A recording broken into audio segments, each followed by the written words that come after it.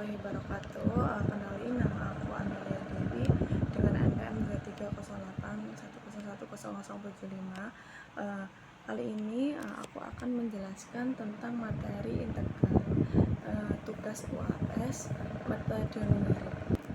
Sebelumnya aku mau meminta maaf kepada Bapak Budi karena keteledoran saya. Akhirnya saya di jam 23.40 yang seharusnya saya sudah upload video, ternyata tadi di sekitar jam 11-an video saya kehapus dikarenakan memori yang full karena banyak tugas seperti kayak tugas IOBEL. Jadi akhirnya saya menghapus video yang sudah saya edit dan mau saya gabungkan, karena saya membuat dua video, yaitu video materi dan juga video berhitung, akhirnya terhapus. Mungkin aku minta keringanan kepada Bapak Budi karena video saya terhapus, tapi saya cuma bisa pasrah Pak, tapi saya akan berusaha untuk membuat video ulang lagi. Oke. Langsung kita lanjut ke materi integral. Nah, di sini saya akan menjelaskan integral itu di dalam metode atau sebuah materi sebenarnya. Nah, di sini aku akan menjelaskan materi tentang integrasi. Nah, sebelumnya kan mungkin banyak bertanya, integrasi sama integral itu sama aja atau berbeda? Nah, sebenarnya integrasi dan integral itu sama, guys. Nah, mungkin supaya lebih jelasnya lagi, langsung aja kita ke materi apa itu integrasi dan numerik. Nah, di dalam integrasi terdapat integral yang mana integral ini tuh bermaksud dari integrasi numerik, yang mana kita nantinya akan disuruh menghitung sebuah nilai integral yang menggunakan pendekatan numerik. Nah, pada yang kita ketahui, ternyata integral itu dibagi menjadi dua, yaitu ada integral turunan atau yang bisa kita sebut sebagai anti turunan atau lawan kata dari turunan atau lawan kata dari anti derivatif. Nah, kita masuk ke materi integrasi numerik. Nah, mungkin dari kalian kan masih bertanya apakah integrasi sama integral itu sama? Sebenarnya itu sama. Integrasi atau integral itu sama, guys. Nah, mungkin aku di sini akan menjelaskan lebih lanjut. Nah, di dalam integral atau integrasi terdapat integral yang mana bermaksud untuk menghitung integrasi numerik. Nantinya kita itu disuruh menghitung sebuah nilai integral menggunakan pendekatan numerik. Nah, yang perlu kita ketahui, integrasi itu sama dengan anti turunan atau anti derivatif. Nah, penerapan integral itu atau integral itu dibuat apa sih? Bisa dibuat menghitung apa aja. Nah, aku akan jelasin. Nah, di dalam penerapan integral itu banyak banget. Nah, tapi aku di sini mau nyebutin di 4 aja. Yang pertama, ada luas daerah, ada volume. Nah, di volume ini tuh seperti ada bak volume kadar putar atau kurva 3 dimensi, ada panjang busur, dan juga ada surplus ekonomi. Nah, untuk bidang lain yang bisa menghitung percepatan seperti percepatan untuk ekonomi, kita bisa menghitung penawaran, fungsi permintaan, dan lain sebagainya, masih banyak lagi. Nah, secara global integrasi itu ternyata dibagi menjadi dua. Yang pertama ada integrasi tentu dan juga ada integrasi tak tentu. Nah, yang integrasi tentu ini yang dengan ada batasan tertentu. Secara umum itu berupa luas daerah. Nah, yang dibatasi oleh fungsi. Nah, fungsi ini berupa Y sama dengan Fx, dan sumbu X ini kita bicara ketika kita menghitung di sumbu X dan Y atau dua dimensi seperti itu. Jadi ketika kita ingin mengetahui menggunakan metode numerik ini untuk mengetahui dua dimensi, kita biasanya juga menggunakan sumbu X dan sumbu Y. Nah, berapa integrasi sederhana yang aku mau tunjukin. Nah, di sini tuh aku ada beberapa contoh integrasi sederhana. Nah, aku mungkin akan menyebutkan salah satunya aja. Nah, ada AX pangkat N dx sama dengan A dibagi N plus 1 dikali N plus 1 ditambah C. Nah, C itu apa? C itu adalah konstanta. Mengapa? Kok di dalamnya ini kok ada konstantanya? Nah, dikarenakan ini tuh integrasi tak tentu, guys. Makanya ditambahin dengan konstanta seperti itu. Setelah itu, tapi dibalik integrasi yang sederhana ini pastinya memiliki banyak cara yang masih memiliki cara yang susah untuk diselesaikan secara langsung. Nah, jadi kita biasanya itu menggunakan integrasi parsial yang bisa menggunakan teknik konstitusi dan juga menggunakan integral yang terpisah, rasional, substitusi, trigonometri, dan lain sebagainya. Nah, integrasi numerik ini itu menurut namanya jelas menjelaskan bahwa kita itu mengintegrasikan bentuk yang menggunakan pendekatan numerik, jadi bukan data analitik. Nah, ingat lagi ya, menggunakan pendekatan numerik bukan analitik. Oke. Nah, pengerjaan numerik ini merupakan metode yang digunakan untuk memperoleh jawaban. Nah, atau aproksimasi atau hampir dari pengiraan yang tidak dapat diselesaikan secara analitik. Loh, berarti harus yang susah dong? Tentu tidak. Maksudnya di sini kita ini kesulitan untuk mengintegrasikan secara langsung menggunakan sebuah metode analitik. Beda dengan seperti ini. Nah, yang di bawah sendiri ini merupakan sebuah contoh soal yang dapat membuat analitik dengan gampang. Nah, oke.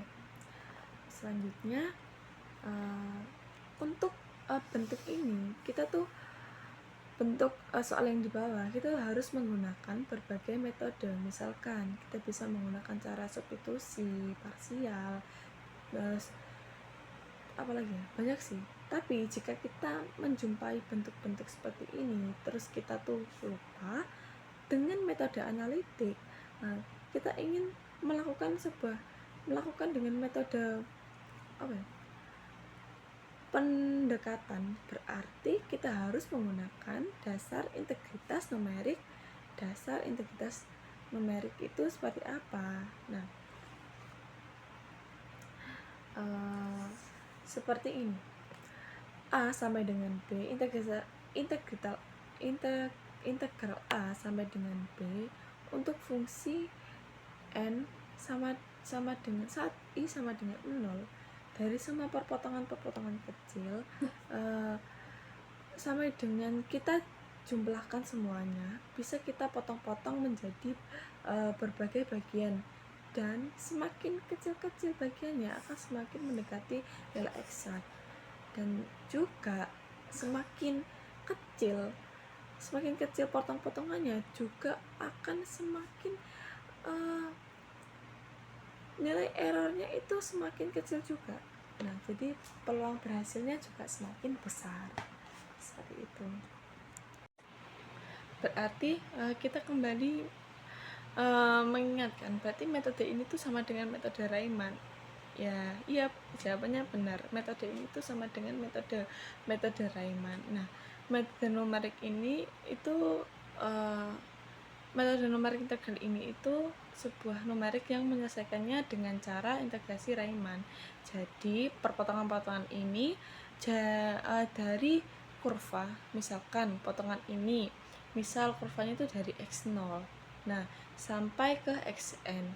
Di sini kita bagi menjadi berbagai bagian. Nah, kita bagi jadi n. Nah, jadi setiap bagian ini kita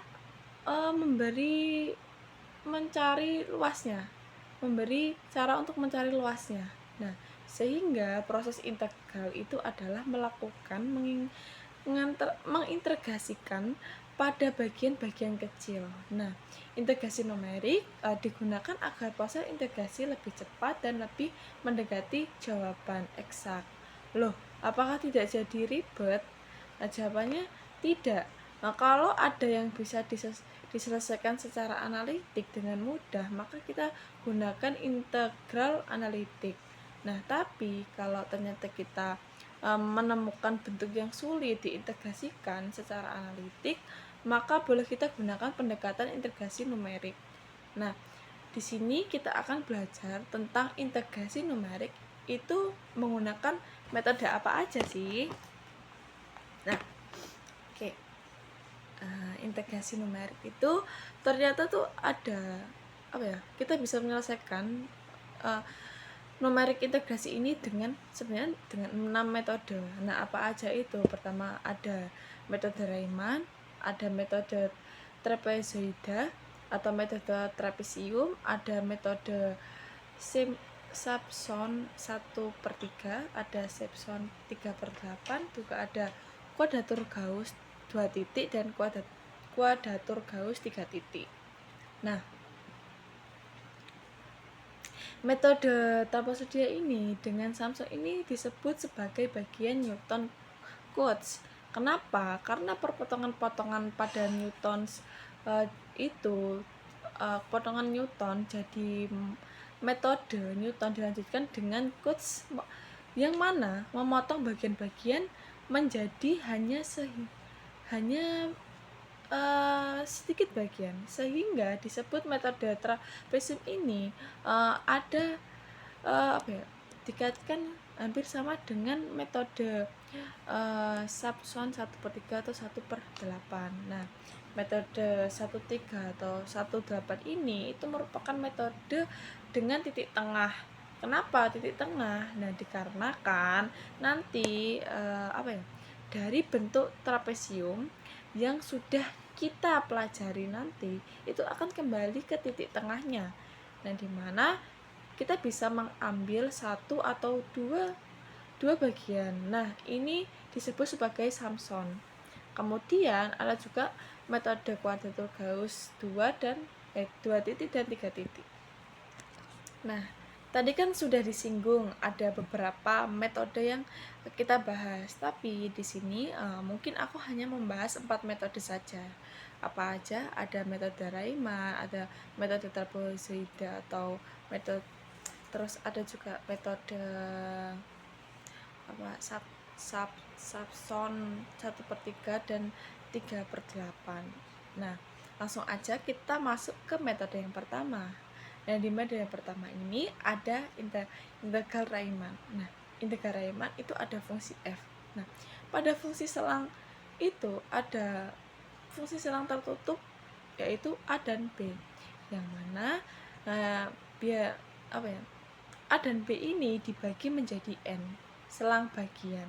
Nah, ada selang misalkan 0 sampai 3 nih. Nah, ini dibagi menjadi n selang bagian berapa banyak n yang terserah kamu, terserah kamu lah. Kamu mau bagi 2, bagi 4, bagi 12, bagi 15, 17, 100 itu boleh semuanya. Kamu tinggal pilih aja yang mana. Nah, jadi semakin banyak bagian seperti kita lihat di sini, maka nilai akan semakin mendekati nilai eksak. Nah, dari A sampai B, tadi kalau kita ambil selang di sini tuh kita bisa ambil selang dari A sampai B. Di antara A sampai B, kita mencari titik-titik yang sangat banyak, yang mana dari X1, X2, X3 sampai dengan Xn-1. Nah, berarti A itu sama dengan sebagai X0 atau B itu sebagai titik Xn. Nah, kemudian karena X1, X2, maka menurut pendapat di garis bilangan berikut, X1 ini sudah besar dari X0 dan X2, lebih besar dari X1, X2 lebih besar dari X2, lebih besar dari X1, X3 lebih besar dari X2, sampai Xn. Oke, maksudnya titik ini itu tidak ada yang ditempatkan sama. Jadi titik ini itu tidak ada yang berhempitan. Terus setiap titik itu harus ada sela-selanya. Seperti itu. Gak boleh saling berhempitan. Meskipun selanya cuma secuil, harus ada selanya. Nah, kalau kita misalkan di sini semakin besar, maka semakin akan selangnya itu akan semakin ke kanan. Nah, himpunan selang bagian ini disebut sebagai partisi selang. Kalau misalkan kita di sini ingin menyebutkan sebuah himpunan P itu adalah X1, X2, X3 sampai dengan Xn, ini yang disebut sebagai selangnya. Nah, selangnya itu dari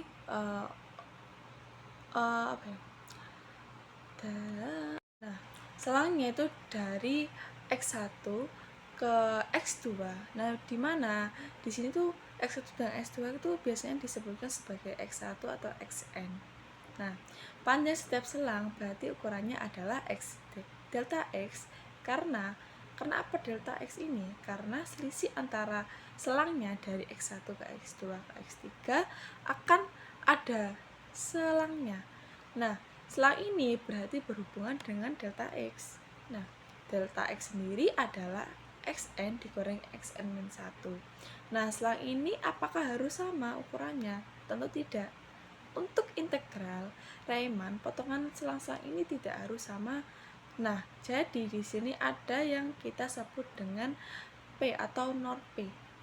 Nah, nor P ini adalah selang yang paling panjang dan nor P akan kita dekati sedekat 0. Kalau partisi selang itu tidak sama besar dan yang paling besar disebut nor P. Nah, bahkan nor P itu mendekati 0. Berarti kan bisa kita bayangkan saking kecilnya selang tersebut, selang terpanjang itu akan mendekati 0. Kalau selangnya tuh kecil, berapa makin kecil lagi gitu. Nah, dari situ kita ambil, misalkan nih aku pengen mengambil titik sembarang. Nah, tadi di antara X0 dan X1 kita ambil titik sembarang. Misalkan tuh kan di sebelah kanan ada gambar, misalnya kita ngambil titik di 0,5.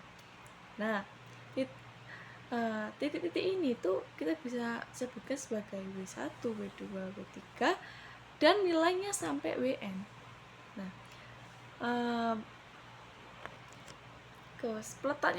peletakannya tuh nanti gimana? Nah, peletakannya tuh nanti bisa di antara X0 dan X1-nya. Nah, mungkin kita letaknya itu W1 ya. Boleh nggak di X0? Boleh banget. Jadi misalkan nih, di sini ada yang selang, misalkan ada sebuah selang, saya punya sebuah selang Xn-1 dan X dikurangi Xn. Nah, di situ aku ingin melakukan W-nya tuh meletakkan W1-nya tuh di mana? Terserah, misalkan tuh aku mengambil dari gambar aja ya. Ambilnya tuh di 0,5. Sehingga W1, W2, Wn ini letaknya di setiap selang-selangnya. Nah, tujuannya apa? Nah, tujuannya itu supaya kita bisa membantu penjumlahan Riemann dengan mudah. Nah, pada penjumlahan Riemann itu biasanya ada singkatan dari RP. Apakah RP uang? Tentu tidak. Nah, RP itu adalah rumus partisi, yaitu rumus RP sama dengan V W1 delta X1. Nah, misalkan di sini saya punya kurva. Nah, kurva itu aku terdapat sumbu X dari Xn-1 ke Xn. Ini misalkan saya buat ya, misalkan W-nya saya letakkan agar mudah, W-nya saya letakkan di misalkan di satu, misalkan selang ini saya ibaratkan sebagai selang persegi panjang. Nah, selang ini ukurannya itu seperti persegi panjang, berarti luas persegi panjang ini rumusnya adalah panjang dikali lebar. Jadi panjangnya sebesar delta X, lebarnya sepanjang f W1, maaf. Nah, kenapa kok bisa seperti itu? Ibaratnya tadi gini, misal saya ambil W, nah kan tuh ada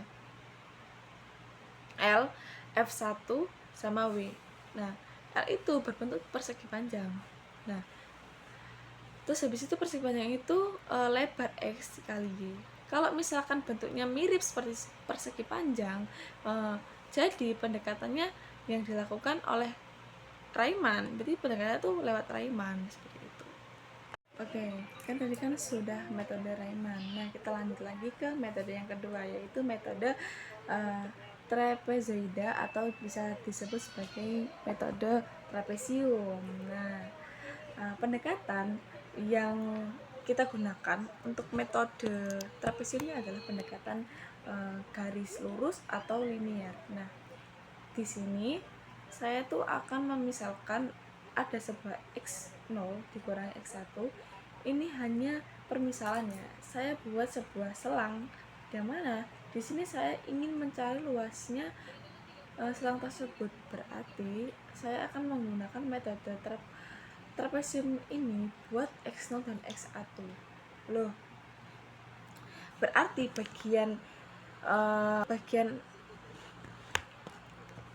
berarti ada bagian yang kosong atau hilang. Nah, karena metode metode numerik ini itu hanya nilai pendekatan atau aproksimasi, otomatis ada galat yang muncul di situ. Nah, galatnya biasanya tuh besar atau kecil. Nah, biasanya itu besar, bisa tidak bisa besar atau bisa tidak, karena tergantung dari berapa besar selang yang kita gunakan. Seperti kembali lagi ke slide Riemann tadi ya, mungkin kita ingat-ingat aja, semakin lebar selang yang kita gunakan maka akan semakin luas, yang hilang semakin banyak, galatnya itu juga akan semakin besar, sehingga semakin banyak pembagi selang maka nilainya akan mendekati eksak.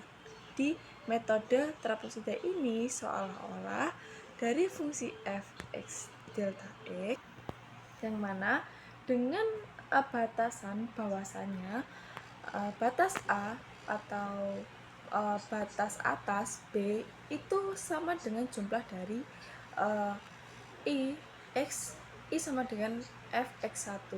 Loh, berarti mirip ya dengan integral Riemann. Ya, benar mirip. Bedanya apa? Bedanya itu ketika kita ingin menggunakan trapesium, kalau di integral Riemann kan menggunakan persegi panjang. Nah, di sini kita itu menggunakan trapesium. Nah, yang berarti yang telah kita ketahui luas trapesium adalah setengah dikali jumlah sisi sejajar. Misalkan di sini tuh ada sisi sejajar, ini ada A yang mana? A ini merupakan panjang A dan ada A dan panjang B. Berarti luas trapesium sisi sejajar A plus B saya jumlahkan dan saya kalikan tingginya, sehingga tingginya siapa? Di sini tingginya ini punyanya x0 dikurangi x1.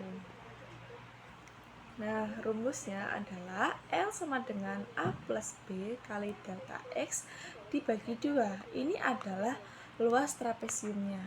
Nah, dari metode trapesium tadi tinggal kita sambungkan. Kan bisa dilihat dari gambar ilustrasi. Di sini kita punya kurva dari x0 ke xn. Nah, ini saya bagi menjadi Riemann. Nah, Riemann itu boleh partisinya kita tidak sama, itu boleh. Akan tetapi kalau sama itu lebih memudahkan perhitungan kita. Nah, untuk metode trapesium ini kita buat selangnya tuh sama semuanya. Jadi antara X0, X1, X2 sampai bahkan Xn itu lebih lebih baik tuh sama. Sehingga ketika kita menghitung trapesiumnya satu persatu, berarti integral fx-nya dengan batas a sampai b itu bisa diibaratkan integral x0 untuk trapesium. Nah, x0 itu untuk partesium kedua dan untuk trapesium ke n. Nah, kita buat pendekatan yang kita buat tadi menggunakan pendekatan ini. Berarti untuk yang trapesium pertama itu ada rumusnya delta x dibagi 2 x0 plus x1. Nah, itu tadi adalah penjelasan dari metode trapesium atau trapezoida. Oke, setelah dua metode, sekarang kita lanjut ke metode nomor 3. Yang apa itu metode nomor 3? Ada integral Samson 1/3. Nah, apa sih maksudnya 1/3 ini? Jadi menurut bahasa, kenapa 1/3? Karena kita menggunakan titik berat, yang mana titik berat itu nantinya akan berupa sebuah titik yang kita boboti. Kalau tadi integral trapesium menggunakan pendekatan trapesium, sehingga kita menggunakannya dengan mirip trapesium. Kita dekati seperti trapesium, tapi kita bisa membaginya menjadi dua. Nah, pendekatan yang kita gunakan adalah fungsi parabola. Nah, fungsi parabola itu gimana? Seperti ya terdapat pada fungsi parabola itu ada koefisien 1, 2, 1 dan menggunakan integrasi trapesium. Aku ada gambar ilustrasinya di sini. Nah, bisa dilihat. Nah, di sini kita buat aturan Samson di titik tengah berbobot 2. Kenapa? Karena kita gunakan pendekatan dengan koefisiennya 1, 2, 1. Berarti yang tengah itu bobotnya 2. Nah, perhatikan dari ilustrasi gambar tadi ya. Nah, dari metode Samson 1/3, sekarang kita beralih ke 3/8. Nah, di yang 3/8 ini itu menggunakan metode trapesium. Kalau bisa difahami, dikembangkan lagi, berarti metode ini tuh sebenarnya kan trapesium 1/3, 1/3/8 itu sebenarnya sama, tapi di 1/3 sudah disempurnakan dan di 3/8 juga semakin disempurnakan lagi, yang mana itu bisa dibagi menjadi 2. Nah, maksudnya jadi ke kanan menjadi Samson 1/3 dan 3/8. Apa maksud 3/8? Nah, 3/8 itu sama dengan metode trapesium yang dikembangkan menjadi Samson sepertiga dan dikembangkan lagi jadi Samson 3/8. Nah, pendekatannya adalah menggunakan pendekatan kubik. Nah, dengan menggunakan koefisien 1, 3, 3, 1. Metode ini sama dengan metode sebelumnya. Pembobotannya juga tetap di tengah, tetapi sekarang di Samson 3/8 bisa menjadi 3 bagian. Jadi kita bagi menjadi trapesium 1, 2, dan 3. Nah, ibaratkan ada gambar seperti di samping. Nah, gambar seperti di samping itu akan dibagi menjadi 3 bagian. Nah, itu yang dimaksud trapesium 1, 2, dan 3-nya. Pada setiap trapesium kita gunakan sama dengan metode trapesium dengan rumus L sama dengan delta X bagi 2 dikalikan fx0 plus ditambah fx1. Berikutnya x plus 1 dan 2 dan juga x2 dan x3 ini itu menggunakan pembobotan Samson pada metode 3/8 ini. Nah, untuk setiap selangnya dari x0 sampai dengan x3 kita boboti dengan 1331 sesuai dengan pola tadi ya. Nah, sehingga setiap selang trapesiumnya semakin membesar dan x0 sampai dengan x3 ya kita beri bobot 131 seperti itu.